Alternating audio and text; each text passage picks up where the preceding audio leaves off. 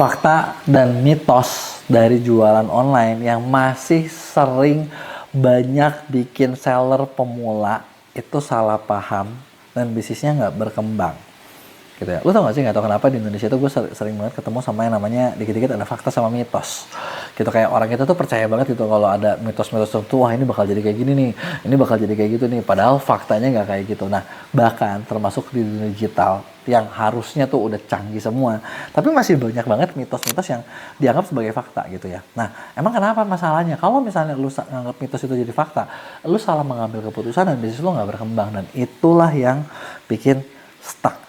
Nah, kita mau bahas nih kali ini beberapa topik yang sering dibahas. Ini fakta apa mitos sih? Terus gimana sih cara benerinnya? Nah, gue mau kasih kalian satu data. Menurut gue sih ini penonton channel gue ini agak keterlaluan ya. Dari banyak yang nonton, ternyata cuma 10% yang subscribe. Padahal kayaknya nih gue udah kasih banyak hal, kasih banyak masukan, kasih banyak materi-materi yang daging yang gue rasa harusnya bisa ngebantu kalian. Jadi tolong gitu kan. Enggak sih, nggak minta tolong sih, tapi kalau menurut gua kalau lo jadi 90% agak nggak tahu diri sih ya kalau menurut gua. Jadi ya semoga gua nggak ketemu banyak orang nggak tahu diri lah ya. Jadi nggak perlu kan gua minta subscribe, bener nggak? Gua harap nanti kita bulan depan berubah nih angkanya, nggak 10% ya, 30% lah ya subscribernya. Oke, yuk kita mulai. Jadi gini, fakta mitosnya apa nih? Begini, banyak seller yang kepikiran kalau misalnya banyak produk artinya banyak omset. Kenapa sih dipercaya? Ya logikanya bener sih, kalau pilihannya banyak, peluangnya gede.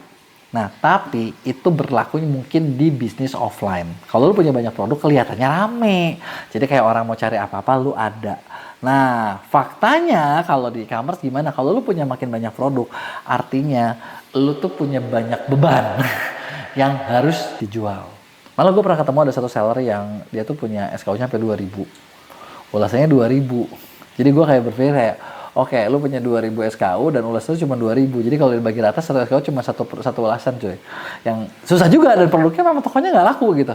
Karena ya gimana, orang aja bingung ketika masuk ke toko dia. Jadi menurut gue banyak produk bukan banyak rezeki. Karena dengan banyak produk lu juga harus cari barang ini, barang itu, lebih repot.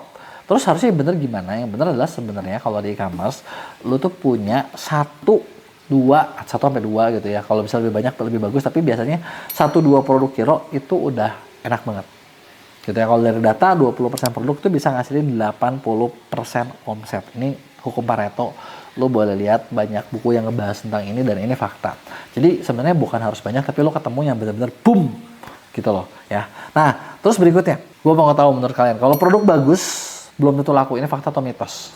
Nah, mungkin ada yang kepikiran ini mitos, tapi ternyata ini adalah fakta. Jadi gini, lu bikin produk sebagus apapun, belum tentu produk itu laku. Kenapa? Karena masalahnya itu bukan di kualitas. Di online itu orang nggak pegang barang lu. Gue pernah ketemu sama salah satu brand, dia punya bikin produk fashion, terus dia bilang, ini barangnya bagus banget, lu pegang dulu deh, kalau lu pegang lu pasti ngerti, ini barang bagus makanya harganya mahal. Yang jadi masalah cuy, mau barang lu sebagus apapun, orang nggak pegang. Gitu kan? Dan yang orang lihat adalah positioningnya. Lu di market seperti apa gitu. Contoh, ini yang pernah gue ketemu ya, produk lokal, fashion, barangnya lebih mahal dari Uniqlo, sedikit di bawah Zara, brandnya nggak dikenal. Ya gimana caranya mau bersaing sama yang lebih besar, bener nggak? Karena yang lebih besar itu kan, ya maksud gue, ya Uniqlo mungkin udah lebih top of mind duluan, gitu kan. Dan dalam tanda kutip, sellernya pelit lagi mau ngiklannya. Ya, barang lu bagus, tapi belum tentu laku. Jadi, actionnya apa? Lu harus tahu kalau punya barang bagus, nah gimana caranya supaya orang tuh banyak tahu. Nggak bisa dengan ngandelin ya udah pokoknya ini barang bagus, lu harus ngerti, nggak bisa gitu kan. Lu perlu riset kompetitornya, lu lihat kompetitornya, terus tes berbagai angle yang ada gitu ya. Nah berikutnya nih, kalau kebanyakan diskon itu ngerusak brand, fakta atau mitos nih ya. Banyak orang berpikir enggak juga sih, kan kalau diskon ya diskon aja, tapi diskon ngerusak brand itu benar. Apalagi kalau diskon udah kepola banget.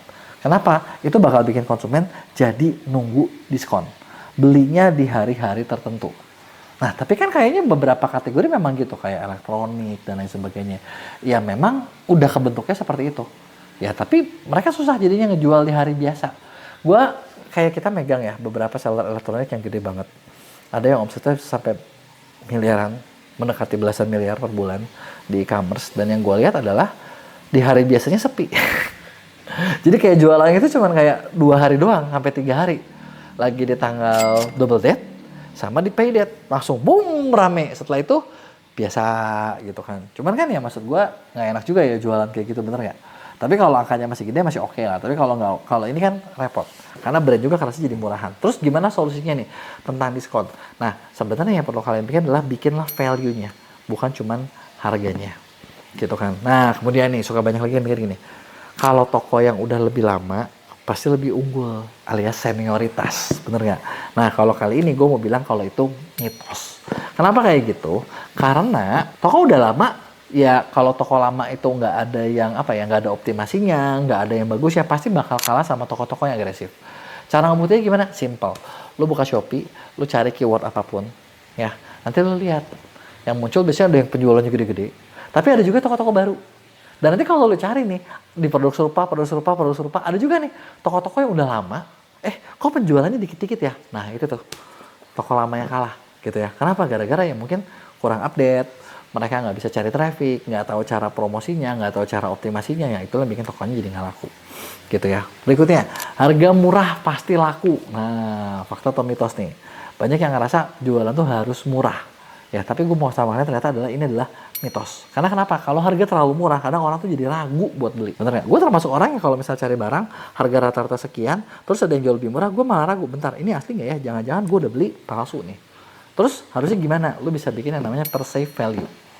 Perceived value itu kayak gimana sih? Perceived value itu membuat seolah-olah harganya tuh mahal, nanti ketika ada diskon, jadinya oke gitu loh. Padahal itu nggak murah-murah amat.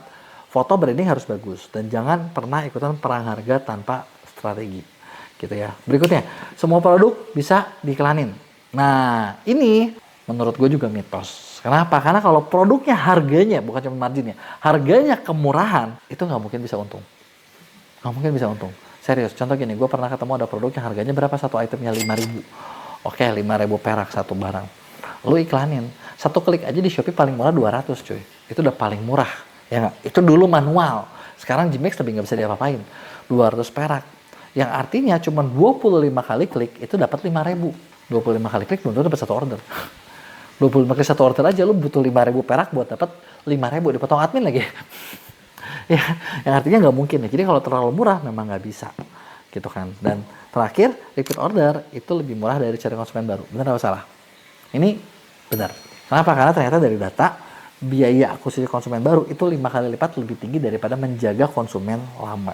Makanya di sinilah lu perlu bina hubungan, follow up, lu punya voucher repeat, punya database. Karena itu bakal ngebuat konsumen tuh lebih apa ya? Karena sering ajak ngobrol, lebih ingat sama lu, dan kalau beli barang balik lagi sama lu. Nah, jadi itu dia tadi nih. Beberapa fakta mitos yang gue bahas. Nah, kalau ada yang mau ditanyain tentang ini fakta atau mitos sih, coba dong lu tulis di komen sini. Nanti gue bakal tunin bagian berikutnya dari fakta mitos ini. Jangan lupa juga buat like dan share.